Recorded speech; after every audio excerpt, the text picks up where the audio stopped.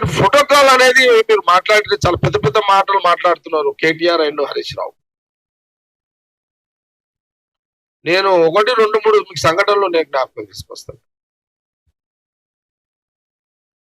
మీ 10 ఏళ్ల కాలంలో ఆ రోజు రేవంత్ రెడ్డి గారు ఎంపీగా ఉండే కదా,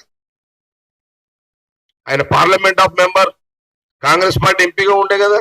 ఓకే, మా పార్టీ పిసిసి ప్రెసిడెంట్ ఆయన్నే, కానీ ఎంపీగా ఉండే కదా. నేను కేటీఆర్ని హరీష్ రావు సూటిగా అడుగుతున్నా, దీనికి జవాబు చెప్పి ఫోటోగ్రాఫ్ గురించి మాట్లాడండి. ఇక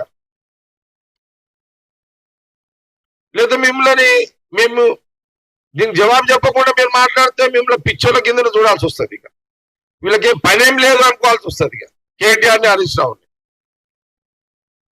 రేవంత్ రెడ్డి గారు ఆ రోజు ఎంపీగా ఉన్నప్పుడు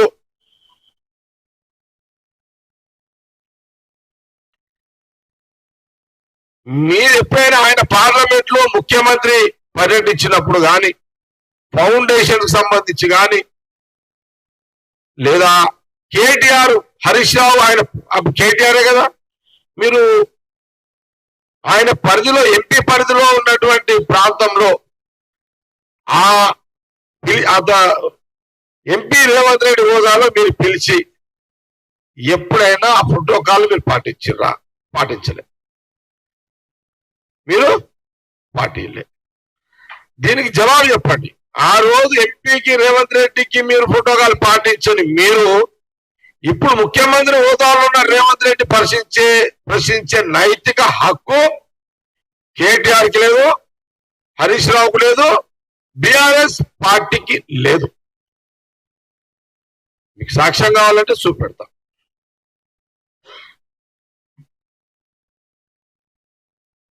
ఆ రోజు చాలా పత్రికల్లో వచ్చినాయి, అన్ని పత్రికలలో కూడా వచ్చినాయి మనకు.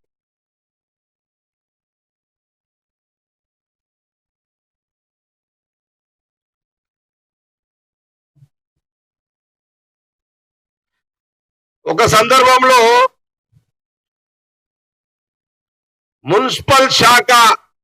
మున్సిపల్ ముఖ్య కార్యదర్శిని కలిసేందుకు వెళ్లిన PCC chief MP Revanth Reddy గారిని, ఈ సబ్జెక్ట్ ఏంది, ఔటర్ ఓఆర్ఆర్ లీజు సమాచారంపై దరఖాస్తుకు వెళుతున్న రేవంత్ రెడ్డిని మున్సిపల్ కమిషనరేట్కి ఆయనను తీసుకువెళ్ళి ఆయనని అతన్ని ఆపడం, సెక్రటరియట్ ఆపడము, ఇది నిజమే కదా. రోడ్డు మీద ఆపేశారు కదా. ఆ రోజు మీరు ఎంపీ హోదాలో ఆ రోజు రేవంత్ రెడ్డి గారిని, పిసిసి ప్రెసిడెంట్ కున్న పిసిసి ప్రెసిడెంట్ రేవంత్ రెడ్డి గారిని సెక్రటరియట్ లో పోకుండా మీరు ఆపింది నిజము. ఇది అన్ని పేపర్లలో వచ్చినాయి, అన్ని ఛానళ్లలో బ్రేకింగ్ పడ్డది. దీనికి కేటీఆర్ హరీష్ రావు జవాబు చెప్పగలడా? చెప్తాడా?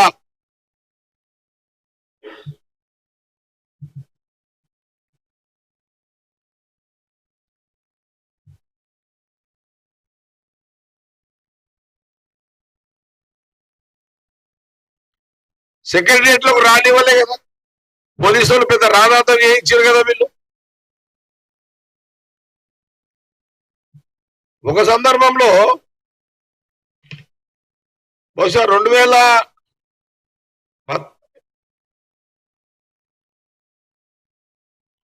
కోమటిరెడ్డి వెంకటరెడ్డి ఎమ్మెల్యేగా ఉన్నప్పుడు, సంపత్ ఎమ్మెల్యేగా ఉన్నప్పుడు స్పీకర్ని ఏదైనా ప్రశ్నలు అడిగే అవకాశం ఇవ్వకుండా మైక్ పట్టుకుంటే, మైక్ ఎందుకు పట్టుకున్నావని మైక్ పట్టుకుని మాట్లాడే ప్రోటోకాల్ ఉన్న మా కాంగ్రెస్ పార్టీ ఎమ్మెల్యేలని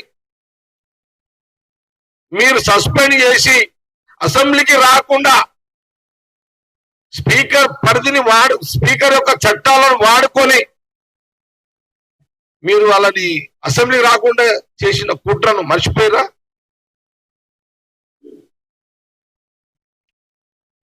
ఇదేమో రేవంత్ రెడ్డి ఎంపీగా ఉన్నప్పుడు కంటే ముందు సంఘటన. రేవంత్ రెడ్డి ఎంపీ అయిన తర్వాత మీ డెమోక్రసీ, మీ ప్రజాస్వామ్యం మరి ఆ రోజు ఎక్కడ పోయినాయి ఇవన్నీ?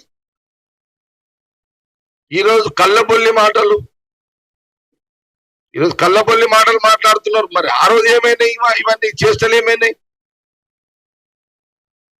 ఆ రోజు ఏమో చిలిపి చేష్టలా, కేటీఆర్ది, హరీష్ రావుది. ఈరోజేమో అంటారు అది మూటు కట్టాం మనం, ఒకలారి వ్యవహారం తిని నడుస్తుంది వీళ్ళది. కాబట్టి ఇది కాంగ్రెస్ పార్టీ చాలా అంటే మీకు అసలు అది లేదు, ఆ సిస్టమ్ తెలియదు మీకు. మర్యాదలు మీకు తెలివాయి,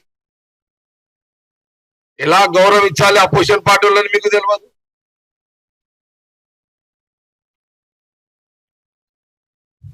అసలు మీ పార్టీ ఎమ్మెల్యేలకే మీకు దిక్కు లేదు ఆ రోజున. ఏది? MLA appointments. ఇప్పుడు ముఖ్యమంత్రి రేవంత్ రెడ్డి గారు అపాయింట్మెంట్ సిస్టమ్ 4 గంటల నుంచి 6 గంటల వరకు పెట్టుకున్నాడు కదా. ఇప్పుడు అందులో ఎమ్మెల్యేలు, కాంగ్రెస్ పార్టీ ఎమ్మెల్యేలే కాదు, కాంగ్రెస్ పార్టీ ఎమ్మెల్యేలు, అపోజిషన్ పార్టీ ఎమ్మెల్యేలు, ఓడిపోయిన ఎమ్మెల్యేలు అందరూ ప్రోటోకాల్ ఇప్పుడు స్టార్ట్ చేసిండు కదా. మీ 10 ఏళ్ల కాలంలో ఎమ్మెల్యేలు గెలిచిన వాళ్లకు సెక్రటరియట్ లో మీరు ఎప్పుడైనా అపాయింట్మెంట్ సిస్టమ్ ఉండేనా? లేదు.